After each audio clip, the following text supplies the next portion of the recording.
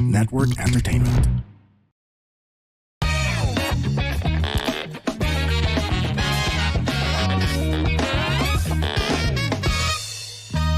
Warning! This program is created with adult consent and the content is for entertainment purposes only. Huwag nyo namang seryosohin masyado. Pero kung ayaw nyo ang ilan sa mga topics, okay lang. Please feel free to skip the episode. Baka sabihin nyo, pinilit ko kayo eh. Joke lang. Salamat! Hello! At welcome sa another episode ng Punchline with Alex Calles Urban Obra. Kasama nyo pa rin po ang si Alex Calles. Of course, ang ating resident fact checker. Isang Banobra po ng The Comedy Crew. Hello, hello, hello, Punchies. Yan, November 17 pa rin tayo at ang ating pinag-aandaan ngayon ay December 26, a day after Christmas. Yan. Oo. Anong ibig sabihin ng the day after Christmas? At hindi, nagpapahit ka talaga ng damit, Strel, ha? Natapunan ako ng tubig. Akala ko, gusto mo akong i-pressure, eh. Hindi, natapunan ako ng tubig. Kaya gano'n, may tulo dito, kitang-kita. Okay. Ay, ayun. Pero dahil nga sa Pasko, kakatapos na ng Pasko, ikaw pa natatanda mo, Strel, yung isang regalo sa'yo na hindi mo gusto? Ako hindi ako mapili sa regalo. Pinakamaregalong ayaw mo na natatanggap ng mga panahon na yan? Simple lang yung criteria ko. Pagdamit at hindi kasya. Yun lang. Dahil hirap na hirap silang mamili, makahulaan ng size. Ako rin. Mataba. Lalo pag bata. Ako naman, mahirap. Pinirigaluhan ako ng damit. Mapili kasi ako sa damit eh. Pili ka. Ako nga, may damit akong binibili. Minsan pagdating ko sa bahay, di ko gusto wala eh. yung drive galing sa mall hanggang sa bahay nyo, doon nagbago yung isip mo. Nagkaroon ako ng parang awakening, mga ganon. Tapos pag nirigaluhan mo ako, una-una yung fit. Patay ka sa akin, sinasabi mo yung fit. Sa'yo nga, ang dali lang, hindi kasya. Sa'yo, di ba? Hindi, ito kasi yung mali na manufacturer, sabihin ko lang talaga, lalo pag pambata, naglalagay kayo ng ages, this to that. Yun ang sizing na mali. Mali yun, dapat size talaga. 10 to 11. Mali yun, mali. Yung iba nga, pati katumbas na pag-asa yan, yung weather na dinalagyan nyo walang pasok sa eskwela ng hanggang sa high school. May mga high school na 34 years old eh. Hindi naman na sila papasok pa rin. Wala yung teacher. Di ba? Kahit na. Kasi tinataon nyo sa akala nyo kasi magkakasing edad yung high school. Yun. Di ba? Ay, ang lagyan nyo ng edad. Walang pasok ang mga ages 18 pababa. Di ba? Yun. Pwede yun. Tapos so, sa'yo naman. Overage ka na? Ha? Bakit? Overage ka na? Papasok ako. Ako nga, buti nga ikaw hindi kasya. Sa akin nga, kumakasya. Kaya lang, pangit lang yung fit. Ganun ako. Pangit yung bagsak sa shoulder. Pangit yung butong ko. Sayang nga naman yun. Pangit yung kulay na yun. Hindi ko susuotin yun. Anong pinakaayaw mong kulay na damit? Meron ka ba, namimili ka ng pinakaayaw mong kulay? Neon. Huwag niyong bibigyan ng mga neon. Saka, basta may kulay na hindi maganda eh. Tapos magpre-pretend ka ngayon. Parang, thank you. Di ba, Paul? Purple ako, purple.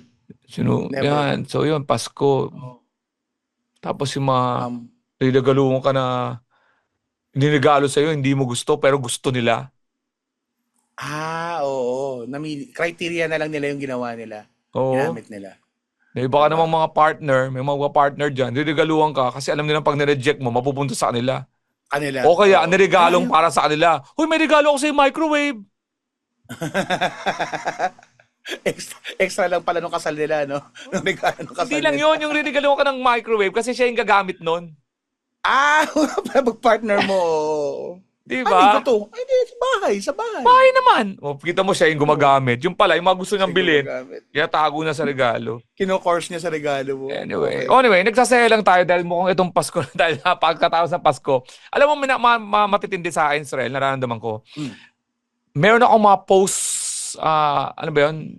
Blues na lang, wag na depression kasi mamaya sabihin nyo clinical depression. Yung sadness after isang occasion. Post-holiday blues. Kaya. Yun, buti na lang nakuha mo yung post-holiday blues. Yung Pasko, tapos yung New Year. Lalo na yung magtatanggal ka na ng Christmas tree. May ganun mga Fiesta, tao talaga. magbababa ka na ng mga Ang mga banderitas. banderitas. Kasi sa bangkal dati nilalagay ng banderitas, may ilaw. So, gabi, maliwanag. Oo. Tapos Ganda January yun dun. eh, January 9, sinasabay namin dun sa ano sa Fiesta ng Quiapo kasi ano eh, Mm. parang nakasabay kami doon. Pero kami third week naman kami. Sa Ildefonso, pero sa Ildefonso kami natatapos ng third week.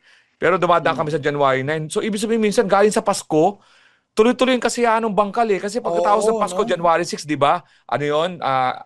Three Three Kings. Kings pa. Oo, ganyan. Yun ang official ender, di ba? Doon naman Oo, tinatayo Three yung mga ano, Kings. tinatayo yung Banderitas para sa ano banderitas. nyo. Kaya Sa pag lugar inalis yung ninyo. banderita sa amin, puta tapos namin.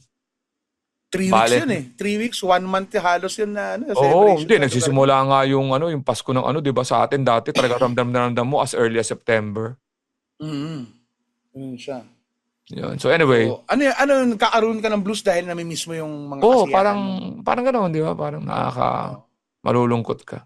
Saka ang back Pasko, to sa real life. bagong taon naman, pag masaya ka, papasayahin ka niyan, lalo. Pag malungkot Mm. ka, lalo ka niyang Ay, papalungkot. grabe rin. Oo, yun din naman yun. Magnifier siya ng ganong emotion. So ayan, Para itong pag-usa. kanta natin, Oo, ano. itong kanta natin, na mukhang, ang kanta natin ngayon ay kinanta ni Gary V noong 1986. O 86 pare. Oh, Di ba? 86. Yan Yeah. sa Revolution yan. It's a revolution. Ang Kanta, Pasko 86, na. February kasi Oh, ang EDSA Revolution. So, napaalis na si Marcos niyan. So, punong-puno pa ng mm, pag-asa pag-asang yung bansa, no? December ng 86. Parang new government, Cory Aquino na niyan. So, ganyan ang mga feel niya. Mm. Okay. Pero mukhang ibang yung naramdaman ni Gary B dito sa pagkanta niya Ah, dahil dalang-dala sa yan. emosyon. Yan. Yung Title, AIDS. Pasko na Sinta Ko. Yan. 1986. May kwento lang ako Gary dyan. B. May kukwento lang ulit dyan. Ako nakwento ko na dati yan. Nung February Revolution kasi, kaya memorable sa akin yan. Bago magsara yung mga eskwelahan, may sinusunduin ako sa Santa Isabel College sa may tapat ng Luneta. Hinintay ko siya ng alas 2 ng hapon. San Oo. Sebastian ako nag-aaral nun eh. Ay, San Sebastian. Gagraduate ako ng elementary nun eh. Sa Bangkal Elementary. Grade 86 6 ako. ka. Grade 6 ako Grade niyan. 6 ka. Tapos Gagraduate ako susunduin ng, mo. gagraduate ako ng March ng 1986 eh. Oo. Susunduin ko sa Santa Isabel. Grade First 6 year din. siya. First year. First year. Okay. Tapos alas 2 ako nagpunta. Yung pala pinauwi sila ng alas 12 dahil hina-update dahil sa EDSA Revolution. Yari. Oo. Inaabot ako ng alas 4. Si Kakaantay. Michelle. Pare, gandang-ganda ako doon kay Michelle, men. Dati. Hindi ko na malaman yung apelido niya, pero ang sakit na nangyari sa akin nun. Kasi di ba nag-revolution, tapos naging, dinadalo ko siya doon sa isang street, tapos bahay nila. Tapos hindi kami nagligawan eh, parang, alam ko kami na, tapos nakasandal kami sa kotse, tapos magkahalikan kami. Yung mapapais kami bilang bumusina yung kotse. May tao pala sa loob. Talaga? Tapos may mga tropa-tropahan sa bangkal nun eh. Bilang nakita ko na lang, shota na siya ng yung cool na mga tropa doon. Tapos ngayon pare, di naging shota na siya ng tropa doon na may mga tropa. Pero kakilala ko rin sila. Minsan umalis kami, shota na siya ng isang lalaki. Oo. Tapos naglalakad kami sa Glorieta. Ilang naalala ko nun. Kaya mapapakanta ka sa Sana kantang to eh. nakikinig si Michelle. Hindi ko na maalala yung apelido eh kasi. Pero gustong-gusto ko ng mga kapatid nun eh. Michelle, kung hindi mo ako matandang Alex, John. John ang pangalan mo nun. Baka John. Tandali Hison. Yung mga kapinpin hata kayo. Kapinpin, kung di ako nagkakamali. Wala na sila doon. Wala na, bigla na lang sila lumipat eh.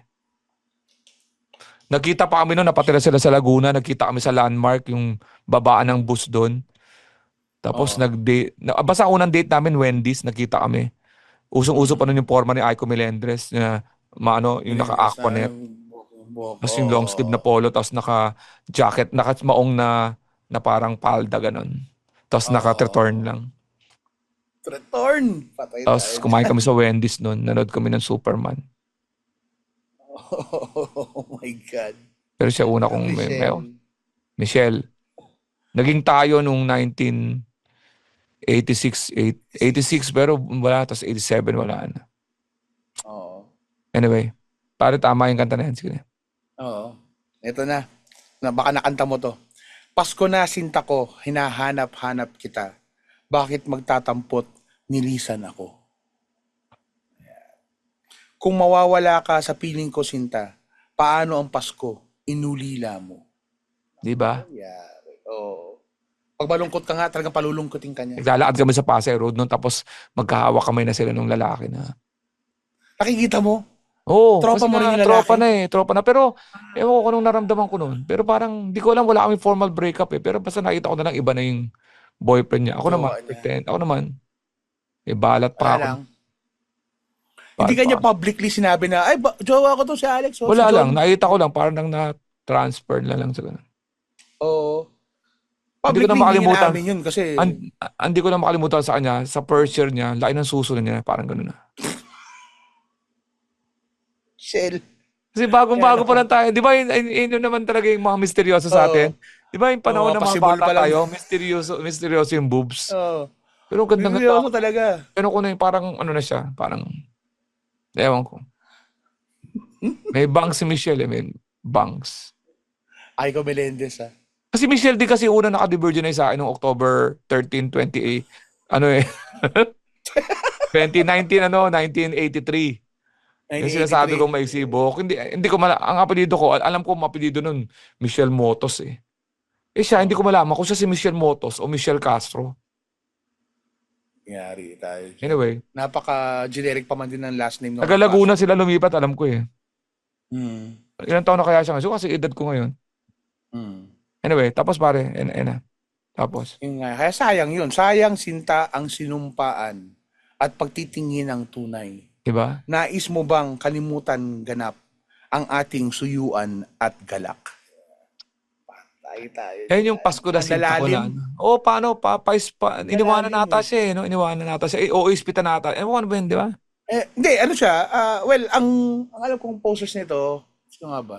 Dalawang composers nito eh. Dandan, parang yun yung last name. Francis Dandan yata. At saka isa pang Aurelio, parang ganon. So, kaya siya nagagawang version ng iba't ibang singers kasi ang hindi naman si Gary V talaga nag-compose. Pero parang damang-dama niya nung time na yon kasi... Mag-i-spit sila, di ba? Diba? Ano ba? Oo, ito sa kanta? Sige. Oh, parang, di ba? Ang alam ko, hiniwalayan na siya eh. Oh, sige nga, isa patuloy pa natin. Diba? Kung mawawala ka sa piling ko sinta, paano ang Pasko na alay ko sa'yo? Oo. Diba? Ano ba? Sayang sinta ang sinumpaan at pagtitingin ng tunay. So, nais mo bang kalimutang ganap ang ating suyuan at galak? Kung mawawala ka sa piling ko sinta, paano ang Pasko na alay ko sa'yo? So, parang, ano siya? Maaring maghihiwalay. Oo, maghihiwalay eh, no? Or maaring naghiwalay na, gusto niyang balikan siya. Oo, yung lalaki yung umahabol, si Gary B kasi singer. Ang alam ko lang sa kantang to, kaya rin may impact sa akin kasi yung tatay ko noon OFW at naging parang anthem to ng mga OFW couples noon. Ay po. Diba, Pasko na sinta ko, kung mawawala, kung wala yung mga hindi nakakauwi ng Pasko, ito, paulit-ulit to, no, pinapatugtog. Pasko na sinta ko. Ayan siya. Pero Wala na kung iba? hiwalayan. Tapos na? Tapos na yung lyrics? Ganun siya kasimple. Silang niya, no? Iksi Pero lang mabigat siya. kasi Mabagal yung lang. Oo. Tapos mabigat. Pasko na, sinta ko, hanap Ang bigat yan. kita. Iyakan na to. Yan o. Bakit nagpagtatampo? Nilisan ako. Diba? Iyak pa rin, iyak. Kung Kung mawawala ka. sa piling ko sinta, paano ang Pasko? Inulila mo. Diba? May pasigaw to. Papa-order ka ng bill dyan. Yeah! Yang sinta ang sinumpaan. Grabe, no? Pero sa culture daw ng Hapon, ito naman ako kwento ng kaibigan natin si Yuki. 'Di ba? Ang Christmas talaga pang couples. Talaga. Para sa kanila kasi hindi naman sila Christian nation, 'di ba? So, ang meaning ng Christmas sa kanila dahil inadapt na nila yung ganong okasyon, holiday. Pag Christmas, couple ang kasama. Pag New Year, kasama ang pamilya. Yun sila, ang mga Hapon. So, mabigat to. Malamang Hapon si Gary B. Mabigat to kasi kailangan niya kasama yung kaulayaw niya pero wala na. Wala na. Yun siya. Yan. Bale, siguro bawi na lang tayo sa mga nalungkot dyan. Babawi kami sa susunod na episode. Ha? Huwag kayong mag-alala. Bawi tayo. Bawi tayo. Okay, dito. Ayun po, may December 26 ngayon. Nasa Japan ako, sigurado yan. So, Okay. pahinga kami. Babawi naman kami ng next year at sunod-sunod naman ng mga shows natin here and abroad. Hopefully, here and abroad, kasama pa rin natin ng The Comedy Crew. Sarap kasi ng buhay namin Yes. pag nasa ibang bansa kami. Sana makabalik tayo sa pinunta natin New Zealand, Australia, Europe, at sana Yes. matuloy yung Canada natin. Alam ko yung US, nahirapan tayo ma-penetrate because of the visa. Pero hopefully, kasama yan. Of course, Japan, Singapore. Sana maulit yan. Of course, Middle East, no? Makapasok tayo dyan ulit. Yan. So, dito po sa Punchline. Israel, baka magano ka. Lahat po ng detalye na yan para malaman nyo kung ano saan yung mga shows namin. alexcalia.com at anthecomedycrew.com. Israel? Okay. Sa mga hindi naman po pumunta sa mga website, puntahan nyo lang po ang aming socials at The Comedy Crew PH, FB and IG, at of course ang FB and IG natin sa Punchline with Alex and Israel. Yes. Ayun Dito po siya. sa Punchline with Alex Calia and Israel Benobra. When you cross the line, give them the punchline, spread the laughter, not the virus. Stay safe, stay healthy. We're always happy to serve.